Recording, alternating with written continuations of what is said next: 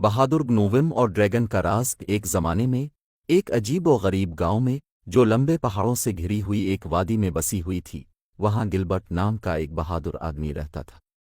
Gilbert اپنی بے پناہ ہمت اور بہادری کے جذبے کے لیے جانا جاتا تھا۔ اس نے ایک خوفناک ڈریگن کی کہانیاں سنی تھیں جو بلند ترین پہاڑ کے اوپر ایک چھپے ہوئے خزانے کی حفاظت کرتا تھا، اور اس نے اسے تلاش کرنے کی جستجو میں جانے کا فیصلہ کیا۔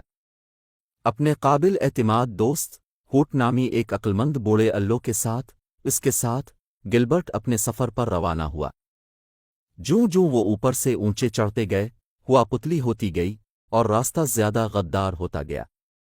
انہوں نے برفانی تودے، برفیلی چٹانوں اور خطرناک طوفانوں کا سامنا کیا، لیکن گلبرٹ کا عزم کبھی نہیں ڈگمگا۔ پہاڑ کی چوٹی پر انہوں نے ڈریگن کی کھو کو دریافت کیا۔ ڈریکو نامی ڈریگن واقعی ہیروں کی طرح سخت ترازو اور یاقوت کی طرح چمکنے والی آنکھوں کے ساتھ خوفناک تھا۔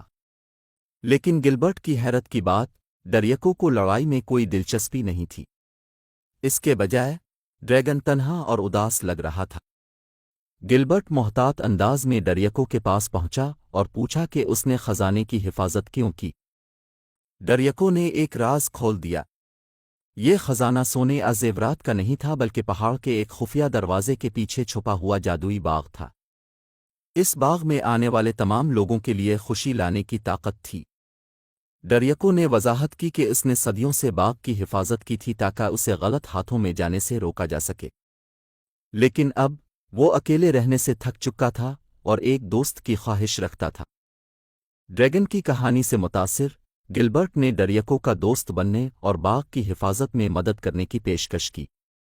ڈریکو نے اتفاق کیا اور ان دونوں نے خفیہ دروازہ کھول دیا۔ یہ باغ اس سے زیادہ شاندار تھا جتنا گلبرٹ نے کبھی سوچا بھی نہیں تھا۔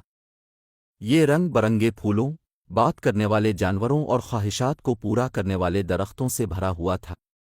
جادوئی باغ کی خبر پھیل گئی اور جلد ہی گلبرٹ کے گھر سے دیہاتی آنا شروع ہو گئے۔ کبھی چھوٹا سا گاؤں خوشی اور حیرت کی ایک متحرک کمیونٹی میں کھلا۔ یہ سب باغ اور گلبرٹ اور ڈریکو کے درمیان نئی دوستی کی بدولت ہے۔ جیسے جیسے سال گزرتے گئے، گاؤں اور باغ پھلتے پھولتے گئے۔